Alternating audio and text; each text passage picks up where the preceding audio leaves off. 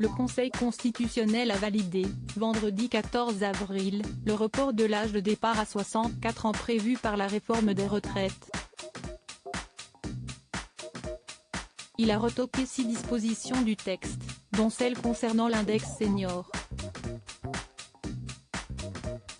Les sages du Conseil ont également rejeté la première demande de référendum d'initiative partagée, qui visait à limiter l'âge de départ à la retraite à 62 ans.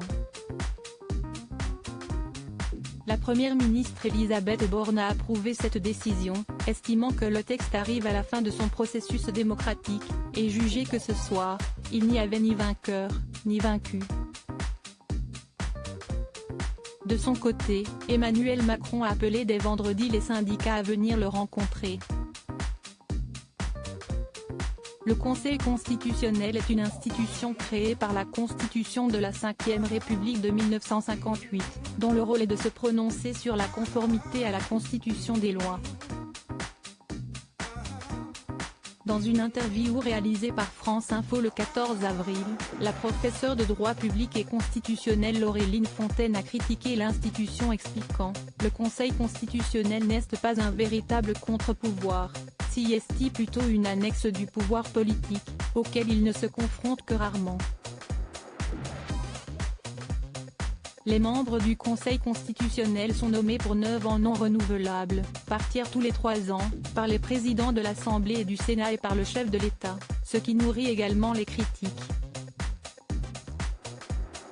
Depuis 2016, l'institution est présidée par Laurent Fabius.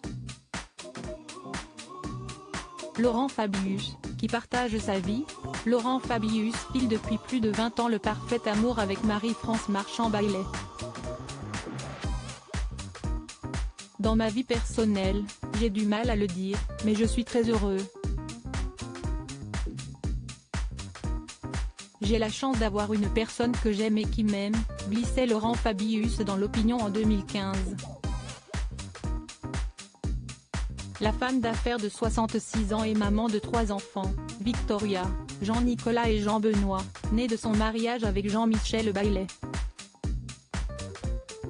Laurent Fabius est également père de 3 enfants. L'aîné, David, est décédé en septembre 2022 d'une chute de 8 étages. En deuil, l'homme politique a pu compter sur le soutien de ses 2 autres enfants Victor, 39 ans, et Thomas, 41 ans, tous deux nés de son union avec la productrice Françoise Castro. Article écrit en collaboration avec 6 médias Crédit Photo, Stéphane Le Mouton.